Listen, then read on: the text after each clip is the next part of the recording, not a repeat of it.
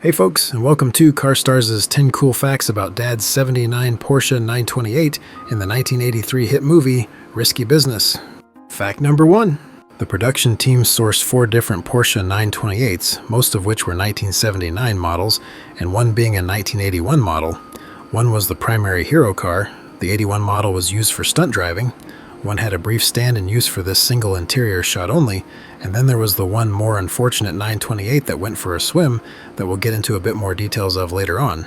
Most sources you'll come across will state there were only 3 928s used in the film, but they typically forget about or don't notice the brief scene with the one with the different color of interior than the others, as it was used so briefly. Since most of the 928s were 79 models, they were originally other colors from the factory and had to be repainted for the film. Despite the Porsches appearing to be either silver or gold on screen depending on the lighting, their actual color was called platinum metallic, aka platinum metallic, which is a kind of in-between silver and gold color, and it wasn't available for the 928 until 1981, which makes the typically incorrect color guesses by viewers quite understandable. Technically, there was even a 5th 928 involved in creating the film. For some reason, most likely due to availability and/or time constraints, a different 928, apart from the ones we actually see in the film, was used to record most of the engine sounds that we hear dubbed in.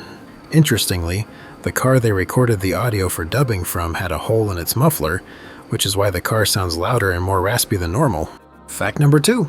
The 928s were equipped with a 4.5-liter V8 engine, which delivered 219 net horsepower for the US and around 240 net horsepower elsewhere. This difference was due to stricter emissions regulations in the US, which slightly reduced output. Most of the 928s used were paired with a 5-speed manual transmission, although one of them reportedly had an automatic. While automatic models were more common in the US, they output slightly less power compared to the manual, of course. Regardless, the 4.5-liter still delivered decent low-end torque with 265 pound-foot US and 280 pound-foot EU, giving the car its signature smooth yet peppy around 6-second 0 to 60 miles per hour acceleration. Additionally, the Porsche 928s feature rear-mounted transaxle transmissions, which helped achieve a near 50-50 weight distribution, a rarity for front-engine cars of its era, instead of mounting the transmission directly behind the engine. This setup not only enhanced balance and handling, but also contributed to the car's stable, planted feel at high speeds. Fact number 3. The Porsche 928, produced from 1978 to 1995, marked a bold new direction for the brand. Unlike the rear-engine air-cooled 911, the 928 featured a front-mounted, water-cooled V8, making it Porsche's first production V8-powered model. It was originally intended to replace the 911, offering a more refined grand touring experience with modern engineering and luxurious features. It features an all-aluminum engine, fully independent suspension, and a wider stance. The 928 handled with a level of stability and smoothness that set it apart from the twitchier, more tail-happy 911. Porsche also introduced Weissach axle technology, which passively adjusted rear-wheel geometry to enhance high-speed cornering stability.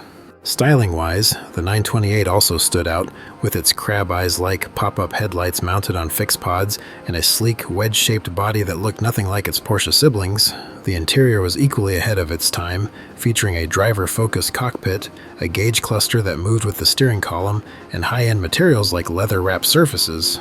While the 911 remained Porsche's icon, the 928 carved out its own legacy as one of the most sophisticated GT cars of its era. Fact number 4. The 79 Porsche 928 used for the dip into the lake scene, referred to as the dump car, was specially prepped for the stunt, since environmental regulations prohibited sinking a drivable car with all of its toxic chemicals and such on board. The engine, transmission, and most drivetrain components were removed before filming.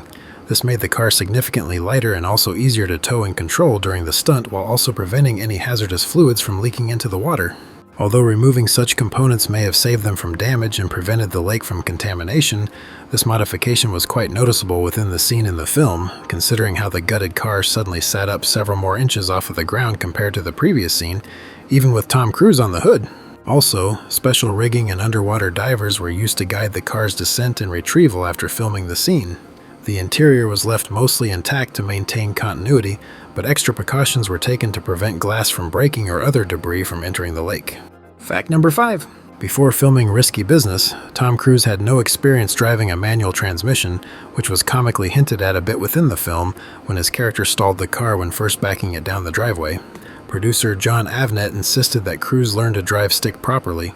To make it happen, the production team actually allowed Tom to learn how to do so using the hero car Porsche as his training vehicle, giving him hands-on lessons to ensure he looked natural behind the wheel.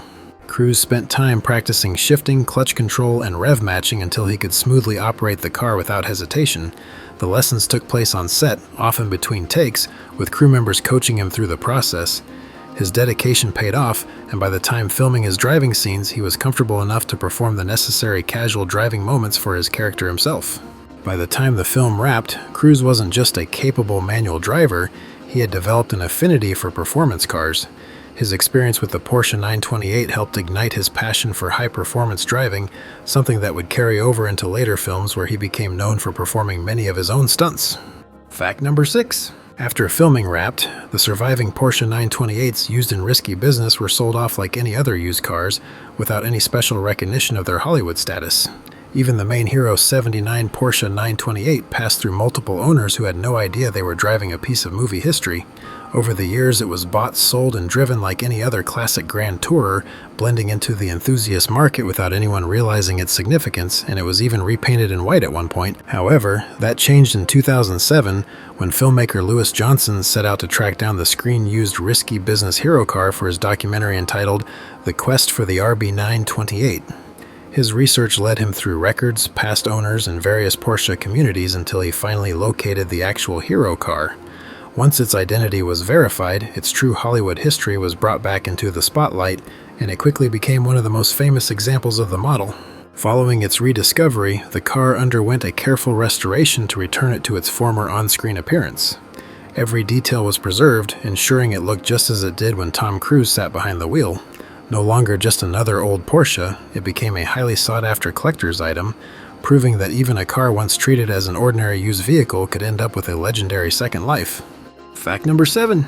After its restoration, the risky business hero car wasn't just tucked away in a private garage somewhere, it was given a second round of fame via a display touring for the public. It became a centerpiece at some high-profile automotive exhibits, allowing fans to see the exact car Tom Cruise drove in the film. One of its first major stops was at Porsche Cars North America, where it spent time in their collection, celebrating the legacy of the 928 and its role in pop culture. The hero car later made an appearance at the Peterson Automotive Museum, one of the most well-known car museums in the world. It was featured as part of the Porsche Effect exhibit, where it sat alongside some of the brand's most iconic models. Seeing the car restored to its famous on-screen appearance was a treat for movie buffs and car enthusiasts alike. Beyond just museum tours, the car also made special appearances at various events and Porsche gatherings, where it drew attention from collectors and fans. Unlike many movie cars that disappear after filming, this 928 once again is a symbol of Hollywood and automotive history, proving that some cars are just too special to completely fade into obscurity. Fact number 8. In 2021, the risky business hero Porsche 928 made headlines when it came up for bid at a high-profile Barrett-Jackson auction. After years of changing hands and a careful restoration, the car was finally given the spotlight it deserved. Collectors and movie fans alike were eager to get their chance at owning the very same Porsche that Tom Cruise had driven in one of the most iconic films of the 1980s. As soon as bidding kicked off, it became clear that there were many hungry, interested parties ready to battle for this piece of Hollywood history. The combination of its on-screen significance, rare 5-speed manual transmission, and fully documented history drove the price higher and higher.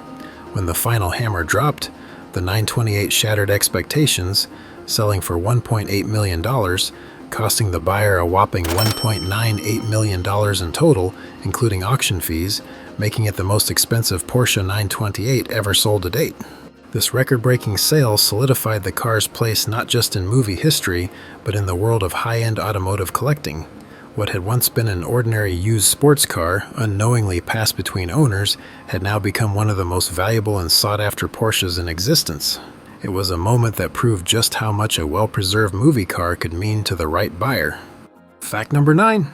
After its record-breaking sale in 2021, the Hero 79 Porsche 928's new owner stored it in a climate-controlled garage for 3 years.